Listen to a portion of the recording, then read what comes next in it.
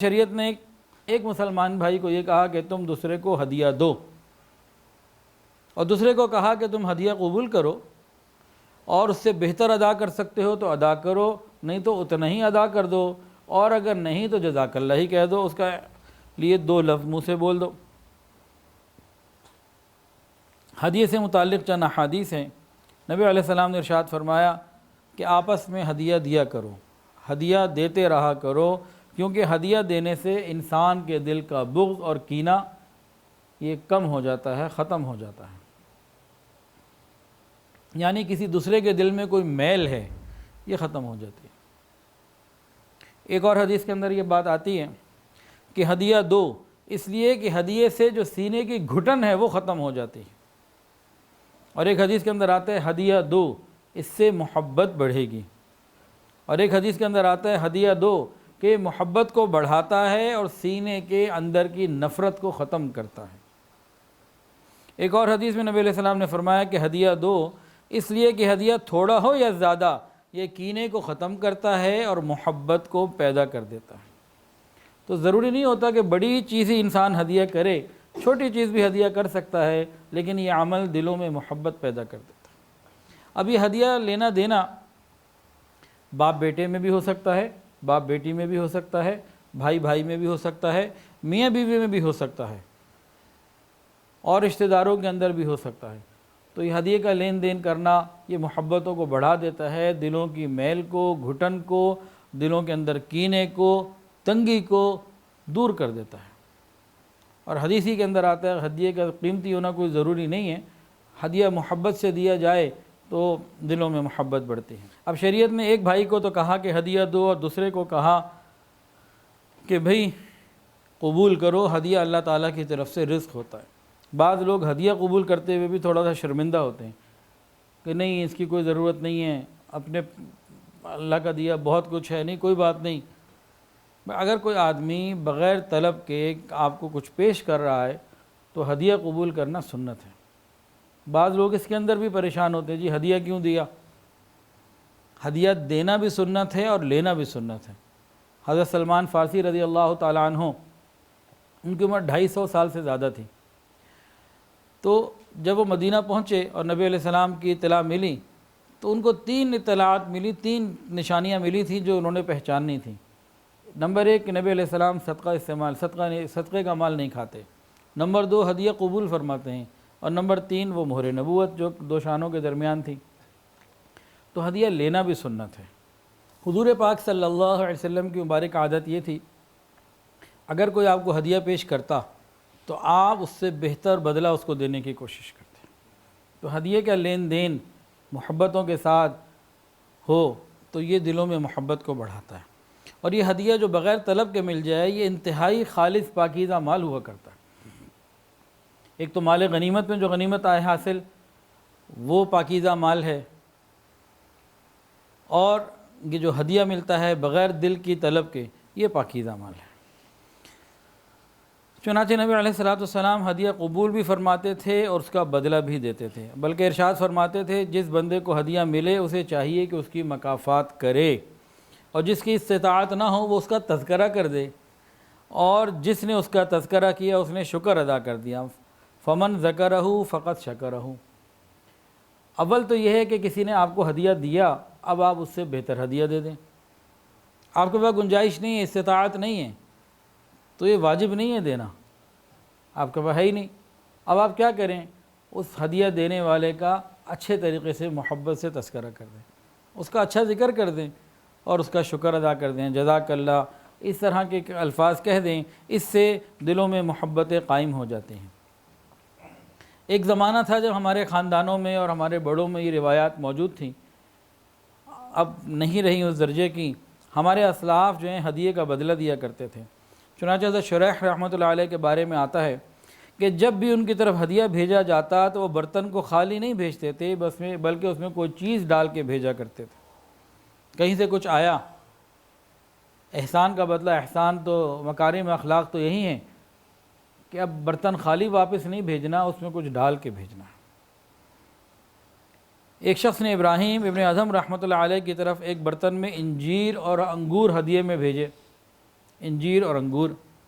ابراہیم بن ادھم رحمۃ اللہ علیہ کو وہ برتن ملا، آپ نے وہ تحفہ تو رکھا، برتن واپس کرنا تھا، گھر میں کوئی اور چیز تھی نہیں جو برتن کے حساب سے ڈال کے دی جائے، تو آپ کے پاس اس وقت ایک کھال کا بنا ہوا لباس تھا، وہی برتن میں ڈال کے بھیج دیا۔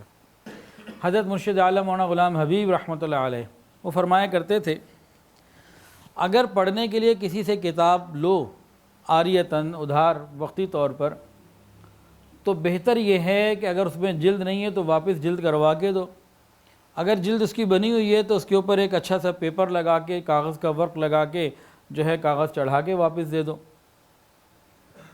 بہتر کر کے واپس دو۔ ایسا نہ ہو کہ کتاب کو موڑ لیا، اس پہ نشان لگا دیے، لکھ دیا کہ اگلے کے دل کو تکلیف ہو، ایسا نہ کرو، بہتر کر کے واپس دو۔ ابھی ہم لوگ گلگت کے سفر پہ تھے، پچھلے چند دن پرانی بات ہے، تو ہمارے ایک ساتھی ہیں، ان کی گاڑی لے کے چلے گئے تھے۔ میری گاڑی جو تھی وہ لو بیڈ ہے، وہاں پہاڑوں پہ جانا تھا تو ذرا تھوڑی سی اونچی گاڑی چاہیے تھی، تو ان سے گاڑی لے کے چل پڑے۔ یہاں سے جاتے ہوئے ہم نے اس کی ضرورت کے جتنے کام تھے وہ کروا لیے۔ اب خیر اب پہاڑوں میں تو پھر پہاڑ ہے، نیچے پتھر ہے، کہیں سڑک ہے، کہیں سڑک ہی نہیں، چلنا تو ہے، سڑک ہی نہیں ہے، پتھروں پہ چلنا ہے۔ تو ہمارے ساتھ ایک ساتھی تھے، داؤد ڈار ان کا نام، تو وہ فرمانے لگے کہ آپ جن سے گاڑی لے کر آئے نا، تو گاڑی آپ نے واپس جا کے پہلے اس کی مرمت کروانی ہے اور سروس کروانی ہے، کوئی کام ایسے ہو، کوئی چیز اگر اس میں ہو گئی ہو، یہ تو ہمارے ساتھ اتنے دنوں سے گاڑی چل رہی ہے، تو اس کو بالکل صحیح سیٹ کر کے آپ نے واپس دینا ہے، کہ انہوں نے آپ کے ساتھ احسان کا معاملہ کیا، آپ بھی ان کے ساتھ خیر کا معاملہ کریں۔ تو یہ پہاڑوں میں انہوں نے ایک احسان کی، اخلاق کی بات بتائی کہ بھئی یہ آداب ہوا کرتے ہیں گاڑی کو واپس کرنے کے، لینے کے۔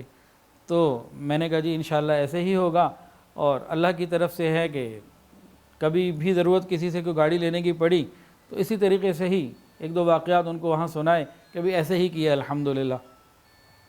لیکن ایک مجھے یاد ہے بچپن کا واقعہ، تو میں خیر اتنا بچپن میں بھی نہیں تھا، انارکلی میں اس زمانے میں رہتے تھے، تو ہمارے پاس ایک گاڑی تھی، وہ گاڑی کا نقشہ بھی یاد ہے۔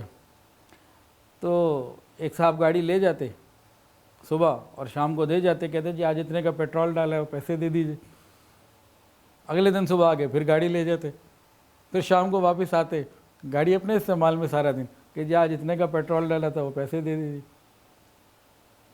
رات کو کھڑی کر گئے، صبح آگے پھر تیسرے دن لے گئے، اور تیسرے دن شام کو گاڑی واپس کی، جناب آج اتنے کا پیٹرول، آپ کی گاڑی تو آپ کی ہے نا، میری تو نہیں ہے۔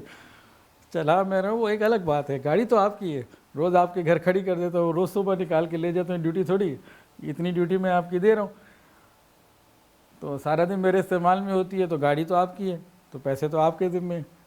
تو بعض دفعہ ایسے بھی ہوتا ہے، اپنی گاڑی چلائے اور کھڈے پہ جا کے لگے نا تو دل میں تکلیف محسوس ہوتی ہے۔ دوسرے کی گاڑی آپ نے لی ہوئی ہو دستی کچھ گھنٹوں کے لیے یا دنوں کے لیے، اور اسی کھڈے میں اسی طریقے سے گاڑی لگے اور دل میں تکلیف اس طرح کی نہ ہو نا، اس کا مطلب ہے کہ بھئی کمی ہے، کچھ دوسرے کا احساس بھی پورا کرنے کی ضرورت ہوتی ہے۔ آج کل کا معاملہ کیا ہے، حضرت مرشد عالم تو یہ فرماتے تھے کتاب لو تو بہتر انداز سے اسے اچھے طریقے سے جلد کرا کے یا اس کو ذرا نیا پیپر لگا کے واپس دے دو۔ آج کل کا کیا ہے، آج کہتے ہیں جو کتاب کسی کو پڑھنے کے لیے دیے، جو آدمی کسی کو کتاب پڑھنے کے لیے دے دے وہ بے وقوف، اور جو پڑھ کے واپس کر دے وہ اس سے بڑا بے وقوف۔ کتاب لینی تو یاد رہتی ہے، دینی یاد نہیں رہتی، یہ ہمارے اخلاق ہیں۔ تو ہم کسی سے کوئی چیز استعمال کے لیے لیں، واپس اس طریقے سے کریں کہ اس کا دل خوش ہو جائے، یہ ہے احسان، یہ ہے اخلاق۔ آپ کی ضرورت تھی، آپ نے کسی سے کوئی چیز لی، واپس ایسے انداز سے کریں کہ اس کا دل خوش ہو جائے، وہ کتاب ہو یا گاڑی ہو یا کوئی اور چیز ہو، احساس کے ساتھ معاملہ تب مزیدار ہے۔ اور غور کیجئے، عبد الرحمن ابن عبداللہ فرماتے ہیں کہ حضرت سعید ابن عاص رحمۃ اللہ علیہ مسجد میں سے نکلے، اکیلے گھر کی طرف جا رہے تھے، مسجد کی طرف نہیں، گھر کی طرف جا رہے تھے۔ راستے میں ایک شخص ساتھ ہو گیا، قریشی تھا، اس نے کہا مسجد سے یہ نکل رہے ہیں، نیک آدمی ہے، چلو میں ساتھ ساتھ چلتا ہوں۔